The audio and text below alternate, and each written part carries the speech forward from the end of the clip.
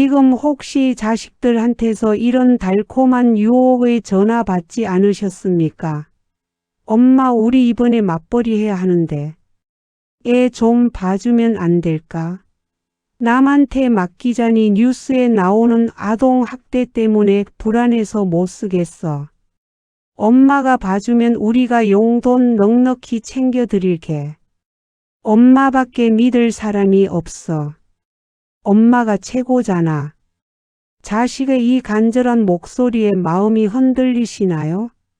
그래 내 새끼가 밖에서 돈 버느라 고생하는데 내가 이 늙은 몸 좀 희생하면 우리 자식들 살림 좀 피겠지. 핏줄인 내가 봐주는 게 제일 낫지. 하는 마음에 덜컥 손주를 맡기로 약속하셨나요?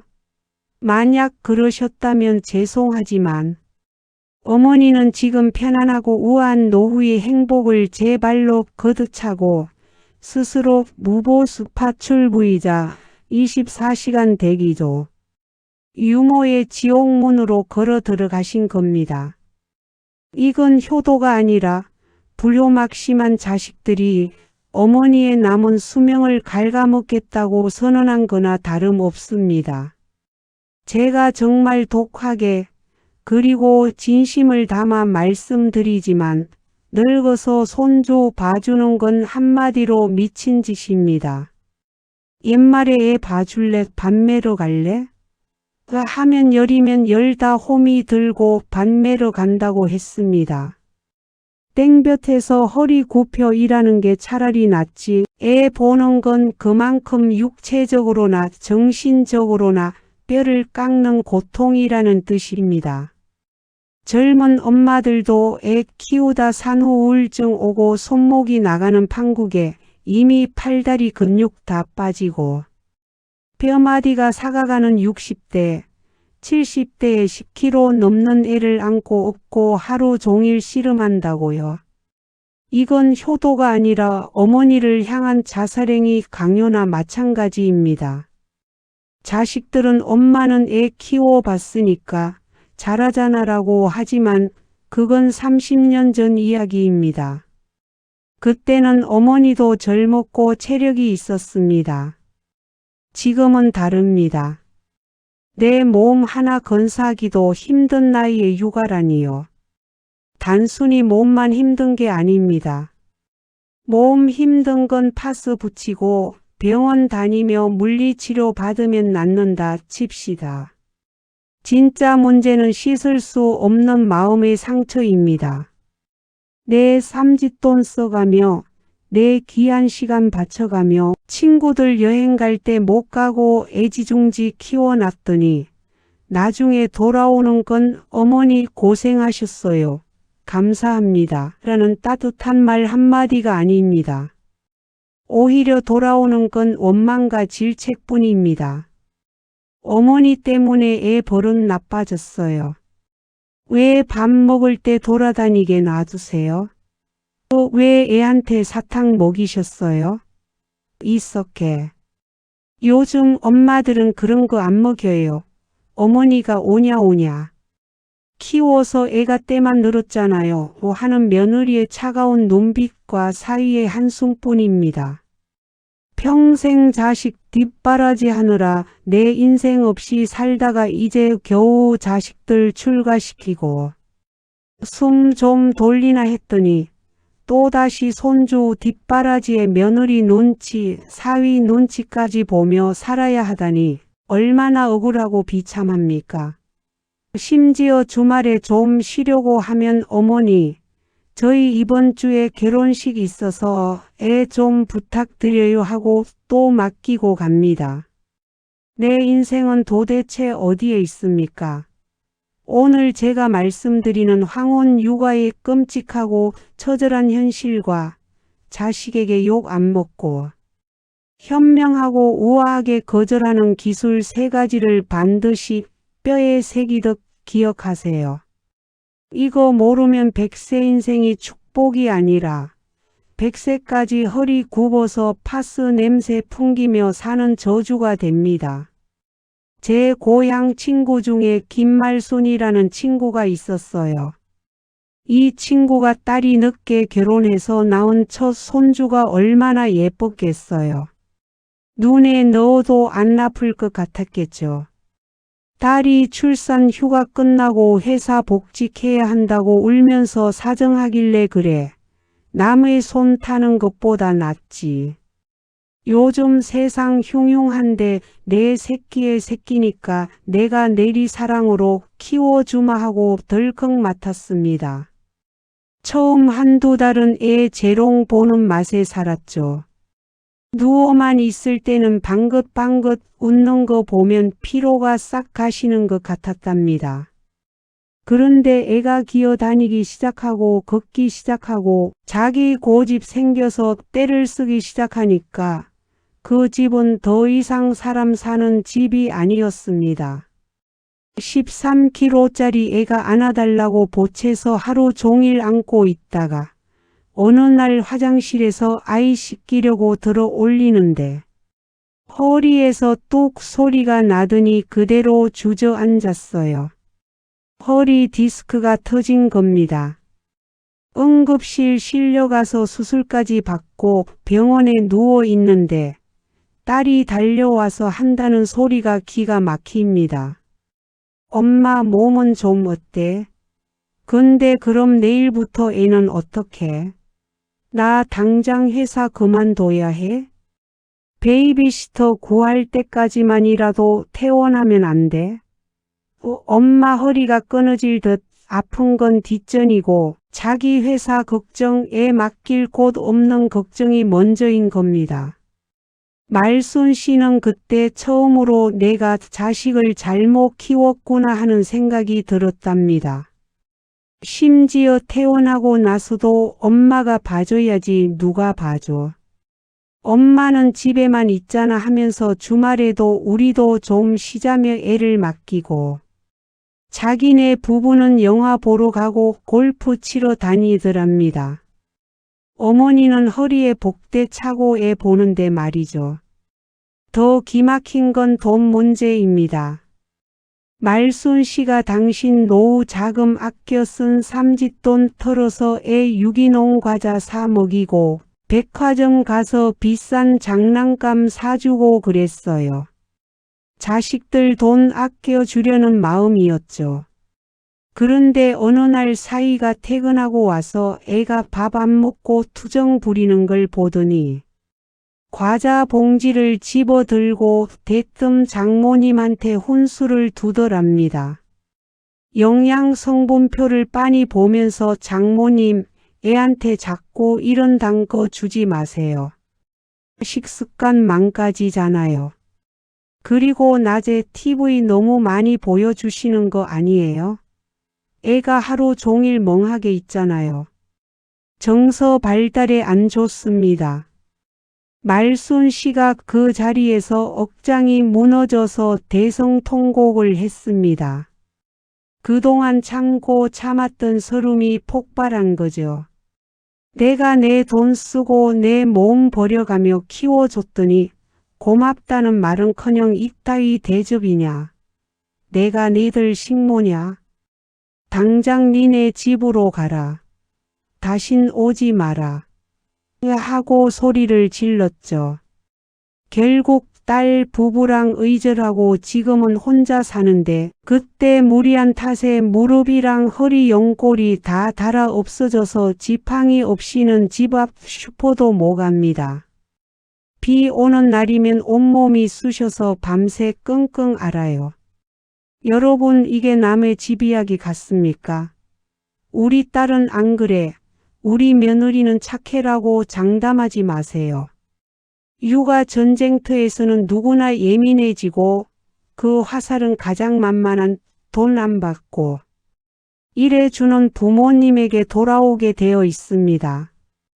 황혼 육아는 의학적으로 손주병이라는 신조어가 생길 정도로 시니어 건강의 주적입니다. 하루 종일 말 안 통하는 애랑 있다 보니 사회적 고립감이 생겨 우울증 오고 밤에 애 깰까봐 쪽잠 자다 보니 불면증 오고 쉴 새 없이 움직여야 하니 관절염은 기본이고 스트레스 때문에 화병에 심장병까지 생깁니다. 자식 농사 30년 지었으면 됐지 왜 또 자식의 자식 농사까지 지어줍니까? 자식들도 문제입니다. 부모가 봐주는 걸 당연한 의무라고 생각하고 부모님의 희생을 권리인 줄 압니다. 엄마니까 할머니니까 당연히 해줘야지라는 말로 여러분의 남은 인생을 갈취하게 두지 마세요. 그렇다면 이 늪에서 빠져나와 내 몸 지키고 자식과 의 안 상할 수 있는 방법은 도대체 무엇일까요? 첫 번째 해결책은 자식이 부탁할 때 1초의 망설임도 없이 눈 딱 감고 못한다고 단호하게 거절하는 것입니다. 여기서 제일 중요한 건 여지를 주면 안 된다는 겁니다. 자식들은 부모님의 글쎄를 예스로 듣습니다. 한번 생각해 볼게. 아빠랑 상의해 보고 내 몸 상태 좀 보고. 이렇게 미지근하게 대답하면 자식은 엄마가 좀 튕기다가 결국엔 해주겠구나라고 생각하고 끈질기게 매달립니다. 거절할 때는 확실하고 반박할 수 없는 의학적이고 치명적인 핑계가 있어야 합니다. 지난번에 병원 갔더니 내 무릎 연골이 다 닳아서 의사가 3kg 이상 무거운 거 들면 당장 인공관절 수술해야 한다고 경고했다. 나 요즘 건망증이 너무 심해서 가스 불 끄는 것도 깜빡깜빡하고 현관 비밀번호도 잊어버린다. 내가 애 보다가 약 먹일 시간 놓치거나 큰 사고 나면 너희가 책임질 거냐? 라고 본인의 건강 상태를 최악으로 포장해서 말씀하세요. 그리고 세기를 박으세요. 내가 무리해서 애 보다가 쓰러지면 너희가 내 병원비랑 간병비 매달 수백만 원씩 다 대야 하는데 그게 너희한테 더 큰 민폐 아니냐? 나는 너희한테 짐 되기 싫어서라도 몸 관리해야 한다. 이렇게 나오면 자식들도 할 말이 없습니다. 그래도 엄마 딱 1년만 봐줘. 어린이집 자리 날 때까지만 하고. 계속 조르면 나는 내 노후 즐기려고 문화센터 노래교실이랑 서예반 등록했다. 수강료 6개월치 다 냈다. 내 인생 방해하지 말아라고 선언하셔야 합니다. 처음에는 서운해하고 삐질 수도 있습니다. 엄마가 어떻게 나한테 이럴 수 있어? 야 하고 울 수도 있습니다. 하지만 걱정 마세요. 자식들은 생존 본능이 강합니다. 부모가 안 도와준다고 하면 어떻게든 어린이집을 찾든 베이비시터를 구하든 부부 중 한 명이 휴직을 하든 알아서 해결합니다. 부모가 안 도와줘야 자립심이 생기고 진짜 어른이 되는 겁니다. 두 번째 해결책은 만약 죽어도 피할 수 없어서 혹은 자식이 너무 딱해서 어쩔 수 없이 봐줘야 한다면 반드시 근로계약서를 쓰고 정당한 월급을 받으세요. 가족끼리 무슨 계약서냐 야박하다. 정 없다고요? 천만에요. 공짜 노동이니까 자식들이 고마운 줄 모르고 막 부려먹는 겁니다. 돈을 내야 서비스 귀한 줄 압니다. 당당하게 요구하세요. 나도 내 귀한 노년의 시간과 노동력을 너희에게 파는 거다. 요즘 입주 도우미 시세가 얼만지 아냐? 300만 원이 넘는다. 그거 다는 안 받더라도 최저 시급 따져서 월 200만 원은 내놔라. 그게 싫으면 남 써라. 남 쓰면 그 돈 줘야 하는데 왜 엄마한테는 공짜로 바라냐? 이렇게 돈 관계를 확실하게 문서화해야 자식들도 부모를 공짜 인력이 아니라 전문 인력으로 대우하고 잔소리를 덜 합니다. 돈 주는 사람한테는 함부로 못하는 법이거든요. 그리고 더 중요한 건 근무 시간을 명확히 정하는 겁니다. 나는 아침 8시부터 저녁 6시까지만 봐준다. 6시 땡 하면 나는 퇴근하니까 너희가 칼퇴근해서 애 데려가라. 그리고 주말이랑 공휴일은 국경일이니까 절대 데려오지 마라. 나도 쉬어야 산다. 주말에 데려오면 시간당 5만 원씩 더 받겠다. 이렇게 규칙을 정하지 않으면 주말이고 밤이고 수시로 애 맡기고 자기들끼리 놀러 다닙니다.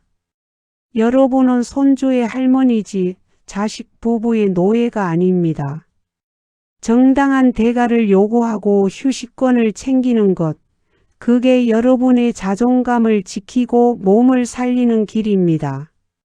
세 번째 해결책은 육아 방식에 대해 절대 간섭받지 않겠다는 합의를 미리 받아두는 것입니다. 요즘 젊은 엄마들 인터넷 보고 육아 지식만 많아서 시어머니나 친정엄마가 하는 방식은 다 구식이고 틀렸다고 지적합니다. 며느리나 딸이 가져온 두꺼운 육아 지침서, 그거 싹 무시하세요. 시작하기 전에 딱 잘라 말하세요. 너희 방식대로 완벽하게 키우고 싶으면 너희가 직접 키워라. 나한테 맡길 거면 내 방식에 토 달지 마라. 나는 애 안 다치게 밥 먹이고 재워주는 것만으로도 벅차다. 내 육아 방식이 마음에 안 들면 언제든지 해고해라. 나도 그만두고 싶다. 이렇게 못 박으셔야 합니다. 할머니는 엄마가 아닙니다. 교육시킨다고 영어 비디오 틀어달라. 유기농 이유식 레시피대로 만들어달라 요구하면 나는 늙어서 눈도 침침하고 그런 거 못한다. 정 원하면 사람 쓰라라고 거절하세요. 그리고 제일 중요한 것, 절대 육아에 내 돈 쓰지 마세요. 애 기저귀 분유 간식 장난감? 무조건 자식 카드로 사게 하세요. 내 삼짓돈 털어서 비싼 거 사줘봤자 엄마가 이상한 거 사줬다. 취향에 안 맞는다. 색깔이 촌스럽다 소리만 듣습니다. 돈은 자식이 쓰고 사랑은 할머니가 주는 게 아닙니다. 돈도 할머니가 쓰고 노동도 할머니가 다 하면 그건 할머니가 아니라 호구입니다. 지갑은 닫고 입은 여세요. 여러분 손주는 가끔 와서 재롱 떨 때나 예쁜 겁니다. 일주일에 한 번, 명절에 한 번 봐서 예쁜 거지 매일 똥 기저귀 갈아주고 밥 안 먹는다고 숟가락 들고 쫓아다니면 그건 예쁜 손주가 아니라 상전이고 내 등골 빼먹는 짐이 됩니다. 내 몸이 부서져라 키워놔도 나중에 크면 할머니한테 노인 냄새나 하고지 엄마한테 도망가는 게 애들입니다. 서운해할 거 없습니다. 원래 내리사랑은 있어도 치사랑은 없는 법이니까요. 오늘부터는 거울 보면서 스스로에게 말씀하세요. 나는 할머니 졸업했다.